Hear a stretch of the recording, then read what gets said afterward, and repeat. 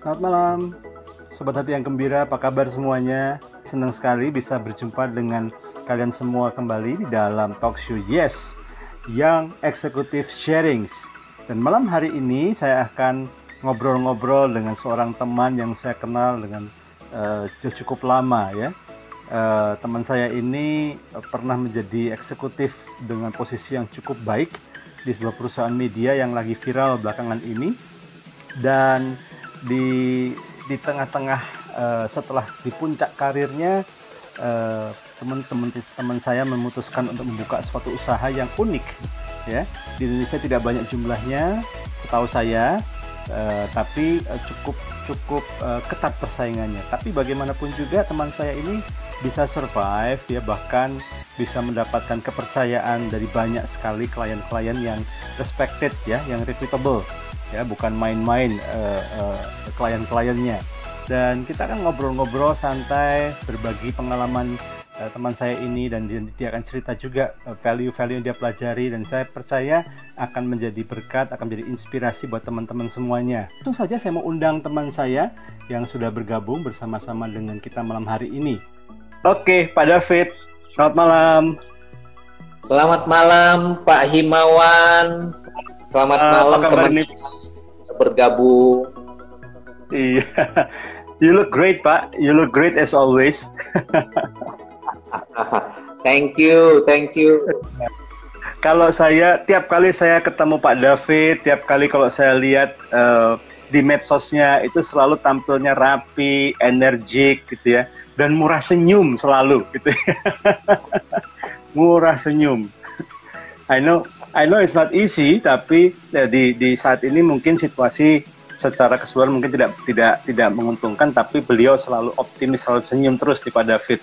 Ada resep khususnya nggak Pak David kok bisa tetap excited, tetap senyum gitu Pak? Gimana? Katanya hati yang gembira adalah obat. Wah, exactly. Wah, luar biasa sekali Pak David. Well, Pak David, mungkin kalau saya sudah kenal, kita sudah kenal cukup lama Pak David ya.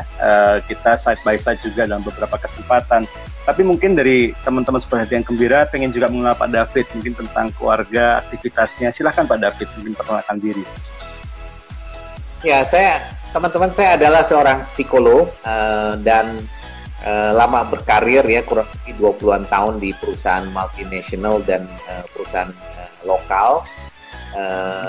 Perusahaan asing, konglomerasi, sampai saya terakhir menjadi HR Director di satu perusahaan TBK, menjadi board member. Namun saya memutuskan resign lebih awal, kan orang pensiun 55, karena saya pikir bisnis yang saya mau bangun ini lebih baik saya rintis waktu usia saya masih cukup muda ya. Kalau membangun bisnis sudah di atas 55, mungkin agility saya tidak sebagus waktu saya umur 47.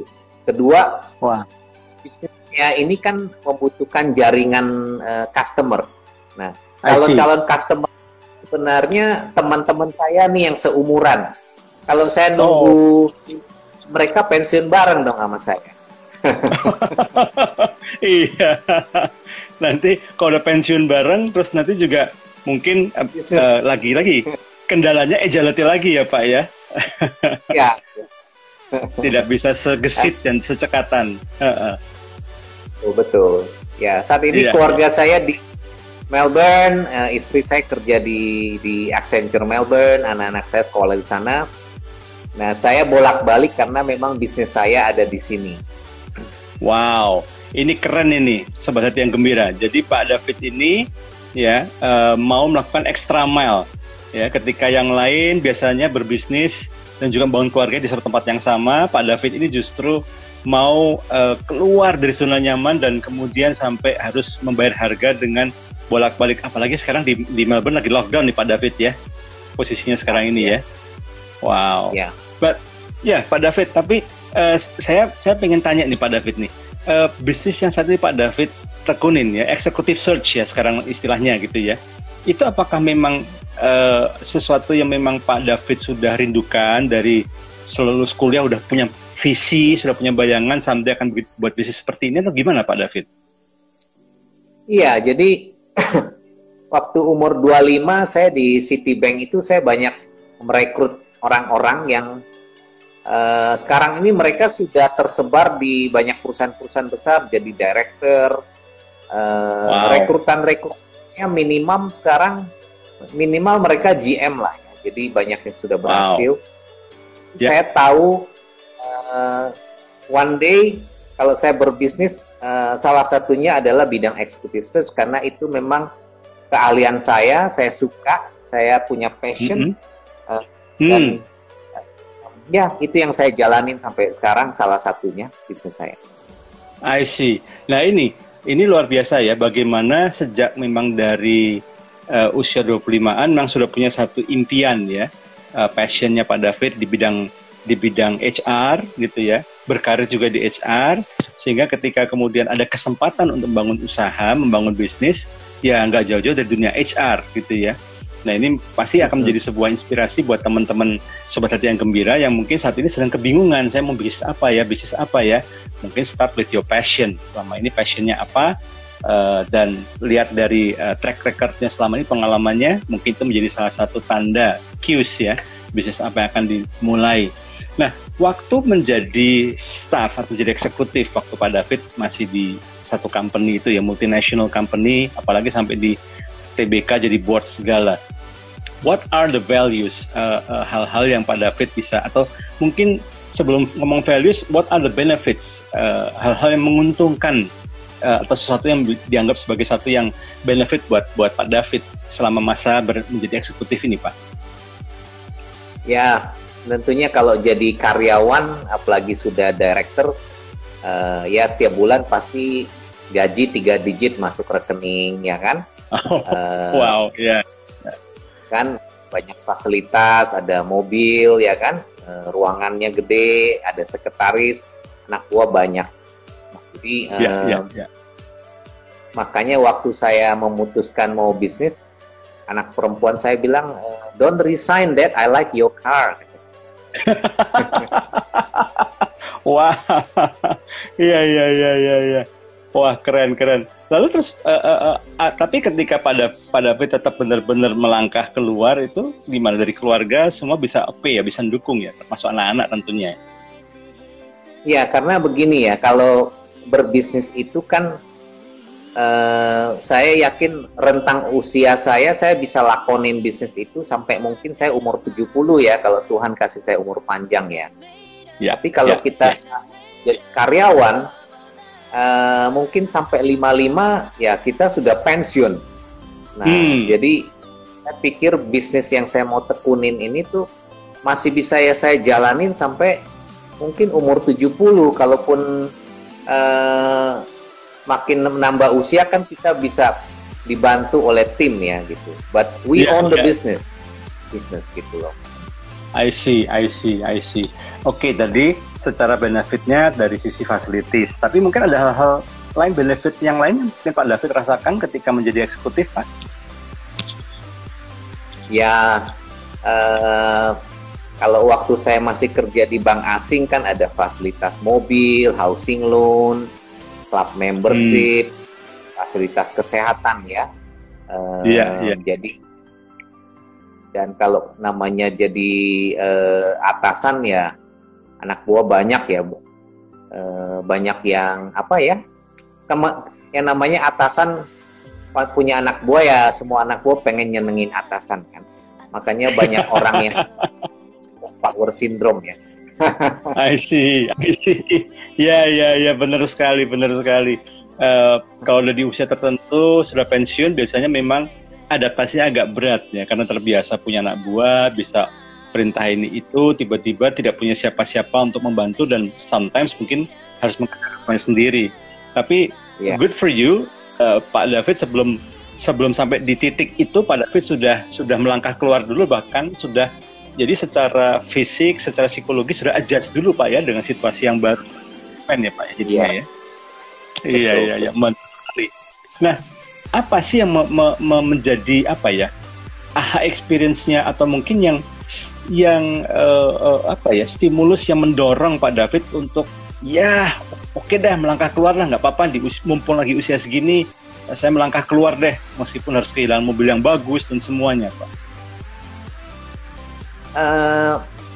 Saya merasa gini, selama 20-an tahun jadi karyawan itu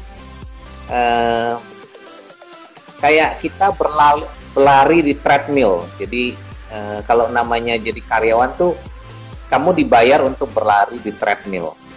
Kalau kamu merasa capek, kamu mau turun dari treadmill, ya gajimu berhenti kan, karena kamu sudah tidak dibayar gitu. Nah, iya.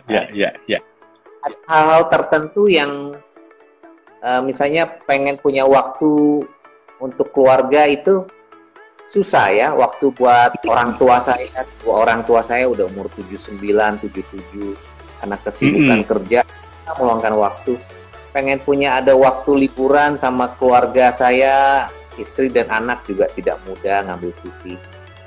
Saya juga punya hobi, beberapa passion yang saya mau lakukan juga nggak bisa. Jadi saya pikir satu, menjadi entrepreneur itu juga hal yang saya value ya, positif ya.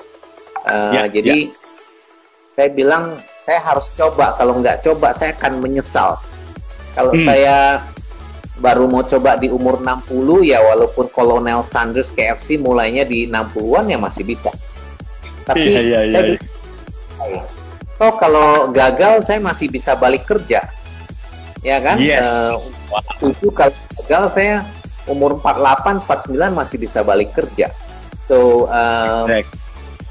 kalau saya pernah coba, walaupun gagal nggak apa-apa, paling nggak saya sudah coba, saya nggak akan menyesal dalam hidup saya gitu. Ya. Wow, ini perhitungan yang sudah dipertimbangkan dengan sangat matang gitu ya. Jadi tidak hanya karena ya ada beberapa mungkin di antara teman-teman sobat yang gembira gitu, sobat hati yang gembira, quit kemudian mulai bisnis sendiri mungkin karena sakit hati sama atasannya, mungkin karena nggak puas dengan sistem kerja di kantornya, atau mungkin merasa atasan kurang fair dan segala macamnya. Tapi ini Pak David ini sudah mengukur ini semuanya dengan hati yang istilahnya hati yang bersih ya Pak ya. Jadi no hard feeling, bukan karena gagal di ini itu atau karena frustrasi ini itu, tapi memang betul-betul melangkah dengan pertimbangan in case gak work seperti yang direncanakan, toh masih ada pintu yang terbuka, yaitu pintu karir gitu Pak ya. Wah, luar biasa.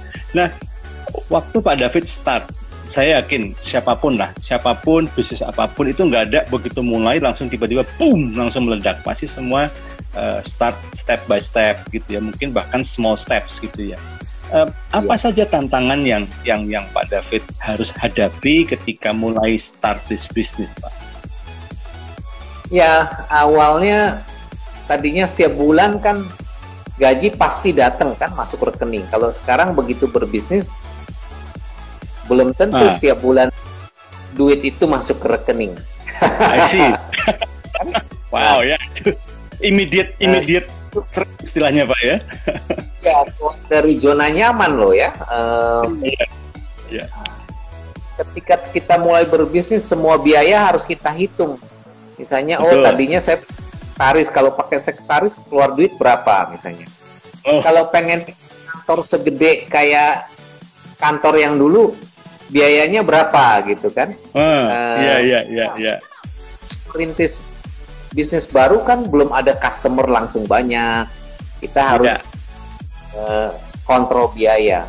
Nah, saya mengucap syukur saya dilatih untuk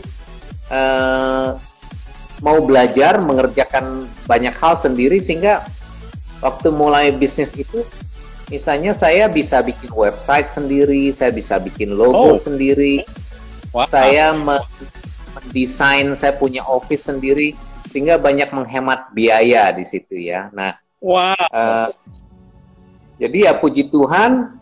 Lalu juga jangan gengsi ya, jangan bawa gengsinya dulu ke bisnis.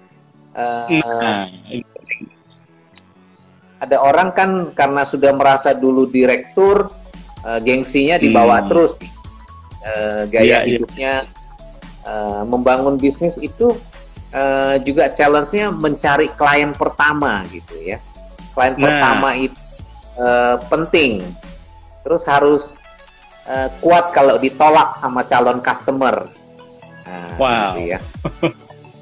Dan kalau kita berbisnis seperti bidang saya, konsultan kan artinya kita harus lebih canggih dari klien kita. Kita harus bisa lebih cepat, lebih baik dari klien. Kalau tidak lebih baik dari klien, mana mau klien pakai kita ya. Betul sekali Pak. Nah, ini menarik Pak. Dibilang kebetulan, saya yakin nggak kebetulan sih. Pak David ini kan satu memang asalnya orang yang mau belajar, ya. Mau menekuni sesuatu, Pak David pelajarin dulu semua ininya, bahkan sehingga Pak David bisa dikatakan multi talented. That's why begitu start a business bisa menghemat banyak sekali cost, bisa desain sendiri, logo sendiri, bisa interior sendiri. Bahkan Pak David sudah dilatih ya di company ya, bagaimana menghitung semuanya bisa cost efficient. Kalau HR kan bagaimana kita dengan SDM yang terbatas tapi dapat yang berkualitas sehingga bisa menghasilkan kinerja yang baik untuk perusahaan. Nah, tapi kan nggak semua orang punya this luxurious Pak, luxury Pak.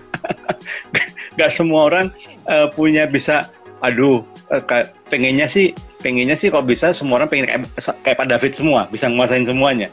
Nah, mungkin Pak David bisa kasih 1 atau 2 tips kalau mungkin buat teman-teman Sobat Hati yang Gembira yang pengen start up bisnis tapi mungkin tidak punya capacity dan tidak punya multi talent seperti yang Pak David miliki.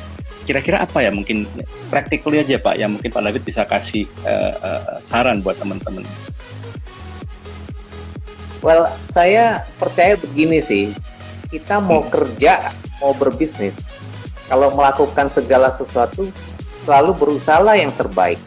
Karena kalau kita jadi karyawan, kita tidak menjadi yang terbaik, ya kita jadi karyawan biasa, penghasilannya juga tanggung.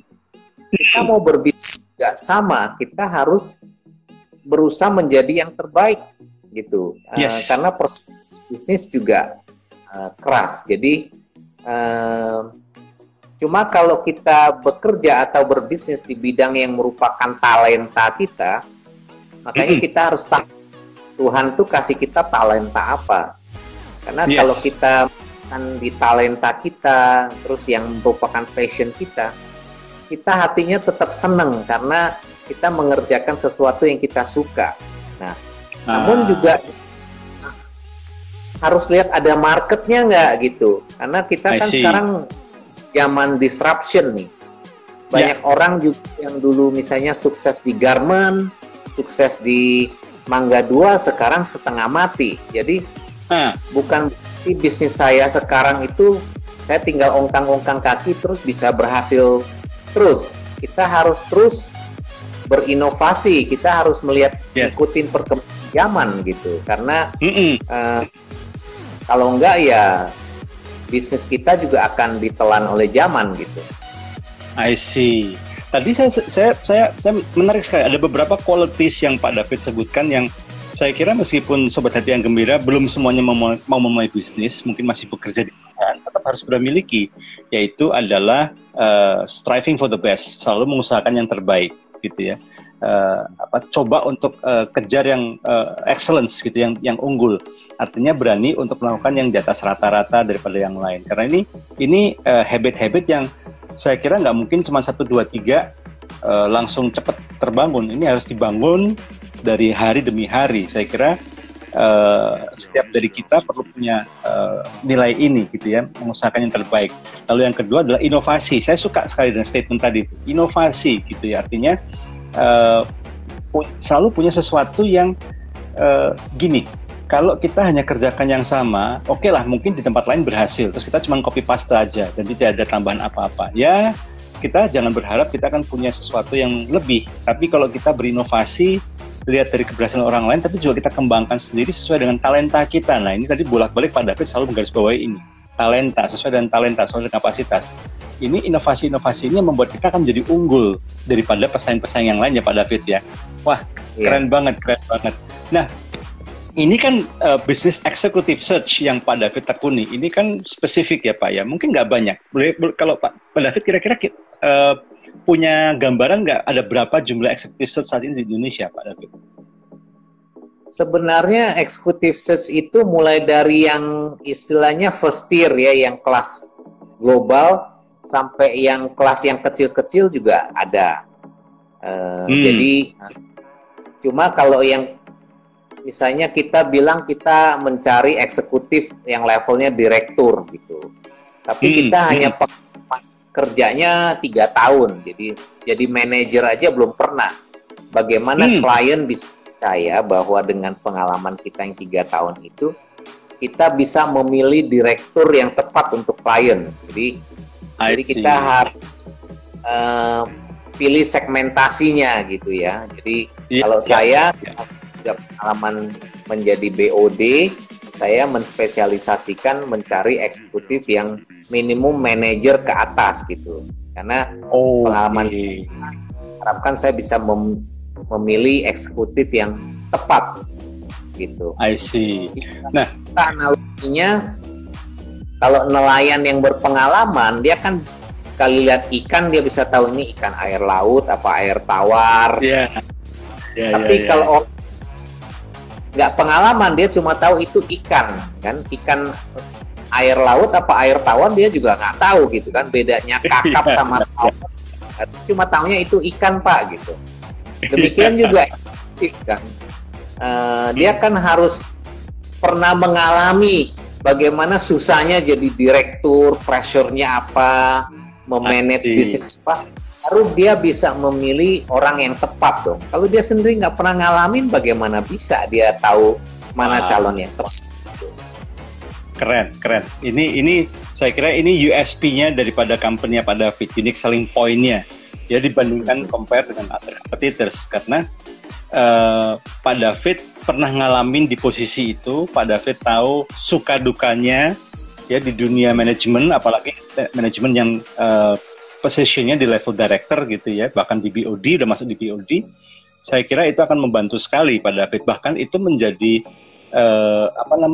nilai tambah buat Pak David dalam bersaing dengan perusahaan-perusahaan lain yang sejenis dengan usahanya Pak David.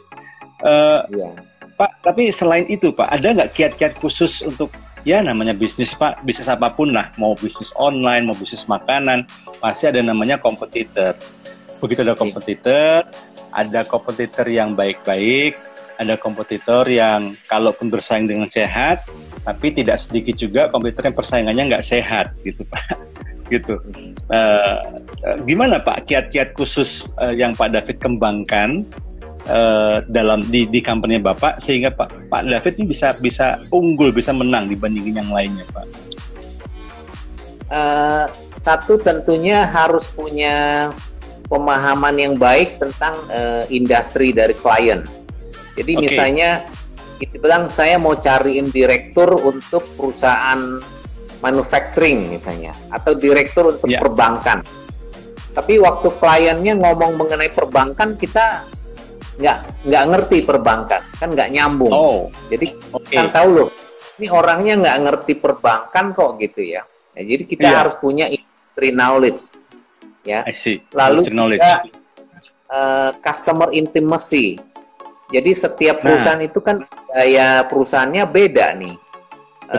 Jadi kita harus ngerti ini budayanya seperti apa, dan sehingga kita tahu kandidat apa yang cocok gitu. Misalnya bekerja di BUMN dengan bekerja di perusahaan asing kan budayanya nggak sama. Ibaratnya kayak air tawar tadi ya. Nah, hal yang lain adalah menurut saya kita harus ngerti customer pain point. Jadi poinnya apa sih gitu. Nah, kita kasih solusi yang tepat. Jadi harus customer intimacy juga penting, dan agility.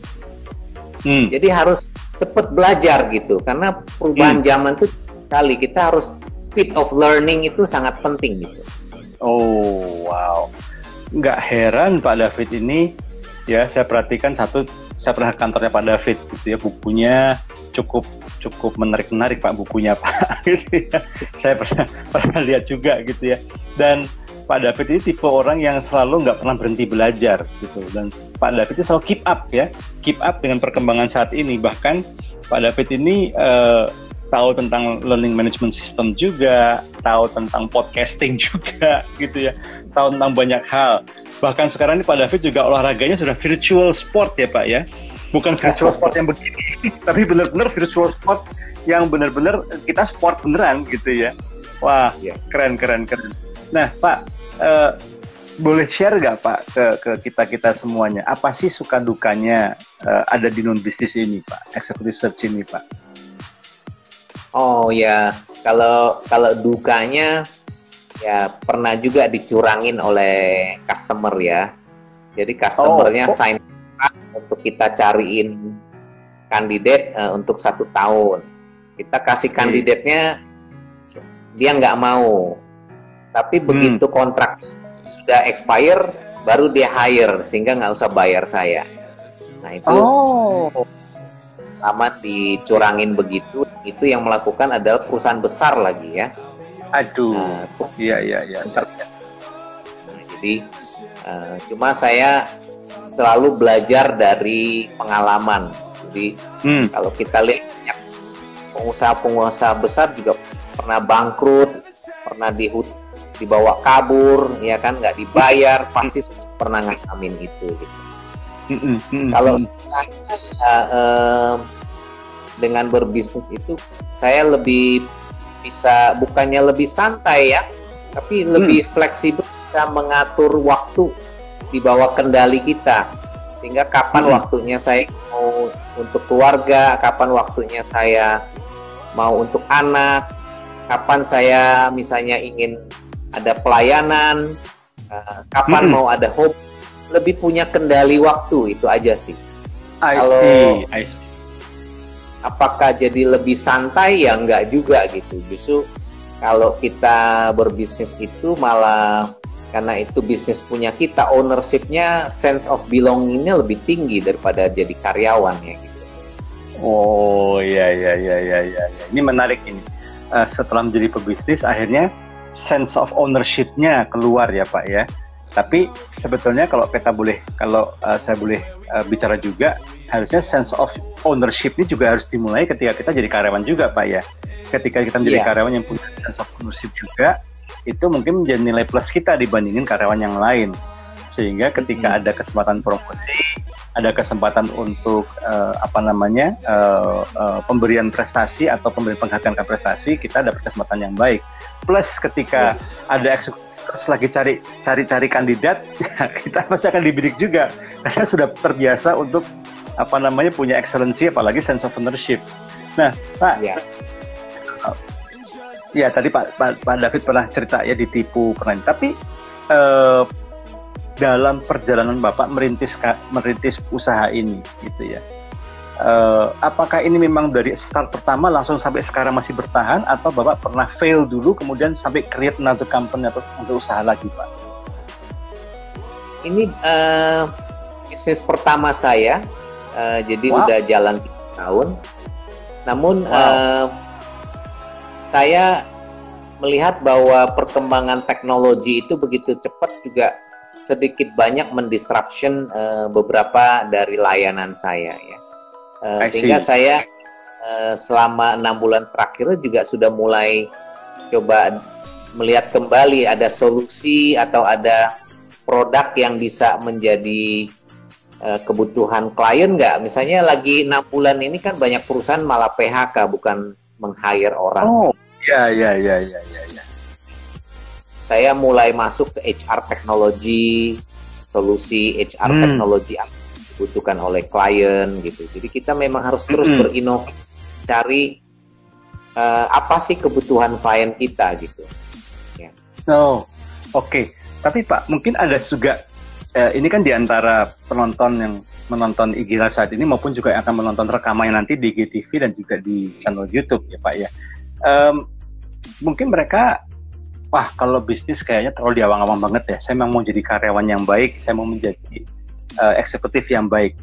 Ada nggak Pak kiat-kiat atau mungkin tips-tips dari Pak David yang Pak David bisa kasih inspirasi, kasih dorong motivasi ke teman-teman Sobat Hati yang Gembira ini supaya mereka bisa menjadi karyawan yang excellent sehingga ketika ada kesempatan datang, kesempatan untuk promosi, kesempatan bahkan mungkin juga untuk dapat offering lebih baik di tempat lain, mereka siap.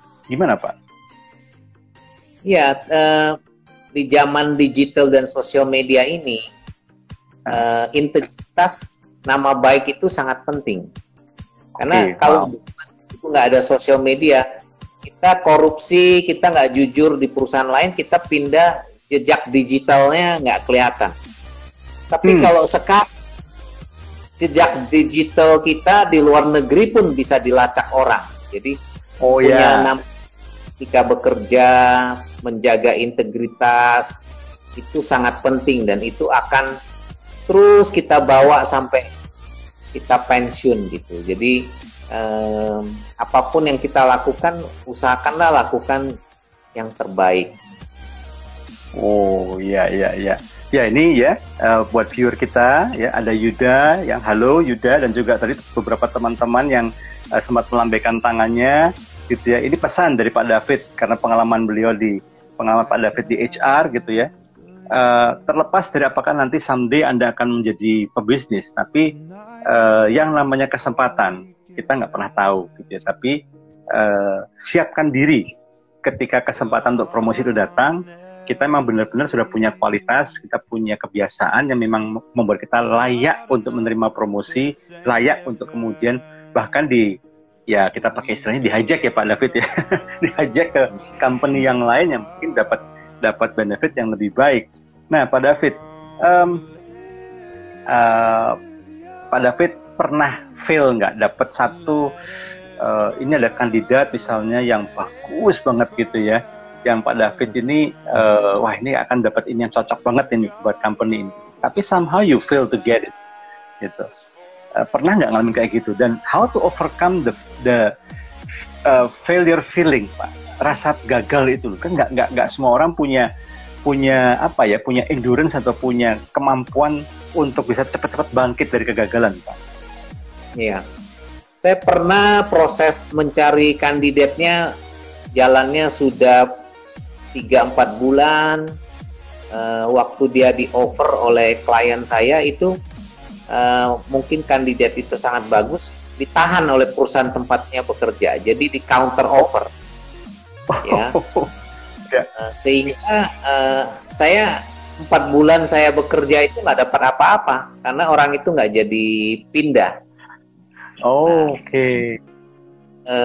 Ya tentunya jeripayanya tidak menghasilkan billing, itu sempat upset, tapi saya bilang semua berkat rezeki itu datangnya dari Tuhan. Jadi ini value bagus banget nih. Membuat hati saya tidak stuck dengan kekecewaan, tapi saya move on, belajar. Saya harus belajar. Dan saya percaya kalau burung di udara aja dipelihara kan sama Tuhan ya, burung itu nggak pernah kelaparan kan di udara ya. Iya. Pasti pelihara saya. Wah, ini keren banget nih Sobat Hati yang Gembira. Jadi pasti upset, kecewa itu pasti lumrah gitu ya. Kita mau tidak usah pura-pura, tidak perlu kita deny. Kalau memang kita gagal, kita upset, ya udah diakuin memang upset, gagal gitu ya. Apalagi Pak David saya yakin sama 4 bulan approach itu kan investnya banyak ya Pak ya, untuk berusaha untuk meyakinkan si eksekutif ini untuk bisa terima offer dari Pak David, dari kliennya Pak David. Tapi toh kemudian tetap pada akhirnya ceritanya bisa jadi beda kenyataannya. Tapi Pak David tadi kasih poin yang bagus sekali gitu. Belajar untuk shake it off, ya udah gagal, ya udah upset, sakit, ya sakit, kayaknya semua jadi lelah, jadi kayaknya sia-sia, tapi that's it, oke, case close. Sekarang coba cari yang lain, cari opportunity yang lain, cari kesempatan yang lain, karena pasti kalau yang satu ini misalnya kita nggak berhasil, kita pasti yakin dan percaya Tuhan pasti sediain yang lain, bahkan mungkin lebih baik ya Pak David ya. Iya. Oke. Pak David, ini saya kalau ngobrol-ngobrol sama Pak David itu pernah dari pagi sampai sore Pak David. Kita sambil makan, sambil ngopi, sambil kita waktu itu juga survei. Singkong goreng sama kopi ya. Iya. Dan saya masih ingat snacknya, tapi saya nggak bisa sebut merek nih. Snack favoritnya dari karyawannya Pak David. Iya. Tapi ini karena waktunya terbatas Pak David. Tapi saya bisa pastikan kalau Pak David, saya yakin Pak David juga pasti willing lah mau untuk kita bikin season kedua Pak ya, part 2 ya Pak ya. Iya, dan kesempatan. Pak, sedikit tips untuk viewers Hati yang Gembira yang mungkin tadi tertarik ya. Kalau tadi tertarik untuk mungkin belum kepikiran untuk berbisnis, tapi paling tidak sebagai karyawan dia upgrade diri dia, persiapan diri mendapat kesempatan yang baik. Tapi sekarang mungkin ada tertarik mulai bisnis atau mungkin juga ada sobat Hati yang Gembira yang saat ini lagi kebingungan ya. Tadi Pak Nabi katakan ada yang di PHK, mungkin ada yang kehilangan pekerjaan dan ingin untuk start untuk coba untuk masukkan aplikasi lagi atau mungkin coba untuk start kesempatan yang baru lagi. Mungkin ada tips-tips yang praktis Pak David supaya mereka bisa mendapatkan opportunity dan pekerjaan yang terbaik buat mereka. Ya, sekarang kan banyak pekerjaan yang hilang karena automation. Ya, Contoh teller nanti dengan digital money mungkin pekerjaan teller akan hilang ya pelan-pelan ya. Ya. Jadi kita harus mengerti industri mana yang akan berkembang, industri mana yang akan sunset. Kita mesti mengerti pekerjaan-pekerjaan apa yang akan high demand, pekerjaan-pekerjaan apa yang less demand. Pekerjaan apa yang akan dihargai itu artinya juga harganya lebih mahal kan. Nah, kita harus bangun keahlian kita itu ke arah sana gitu. Nah, saran saya itu harus pelajari the future of works. Future of works itu jadi seperti apa? Automation itu, nanti nggak ada teller ya, kita jangan ngotot mau jadi teller gitu kan? Ya. Driver aja nanti kalau sudah ada driverless car, pekerjaan driver kan gitu loh. Nah, jadi kita harus karena berkarir kan juga untuk time horizon yang lebih panjang. Jadi kita tentunya mau bangun expertise dan kompetensi juga untuk time horizon yang lebih panjang kan. Nah, jadi seperti itu menurut saya sih. Wah, thank you banget Pak David. Really eye opening, really insight dan tips yang sangat membuka wawasan kita. Saya yakin teman-teman Hati yang Gembira gitu ya, yang tadi ada yang on and off gitu ya, mengikuti, ada yang dengan setia stay dari awal sampai akhir, itu semua dapatkan insight yang luar biasa. Dan juga nanti viewers dari Hati yang Gembira melalui IGTV maupun juga di YouTube channel juga akan mendapatkan insight yang luar biasa. And for sure Pak David gitu ya, saya yakin viewers Hati yang Gembira akan setuju sekali kalau Pak David akan hadir lagi dan mungkin akan sharing tips-tips yang lainnya gitu Pak David. Thank you so much Pak David for your time. Terima kasih juga ya Yuda, juga teman-teman semuanya yang sudah menonton IG Live pada malam hari ini. So stay tune, setiap hari Rabu kami akan menghadirkan pebisnis, menghadirkan eksekutif yang mau berbagi pengalaman mereka, pahit getirnya mereka dalam memulai bisnis, dalam menjalani eksekutif, dan bisa menjadi insight buat teman-teman semuanya. Lanjut terus Pak, tetap semangat, oke? Godspeed, semuanya juga. Bye-bye. Bye. Thank you.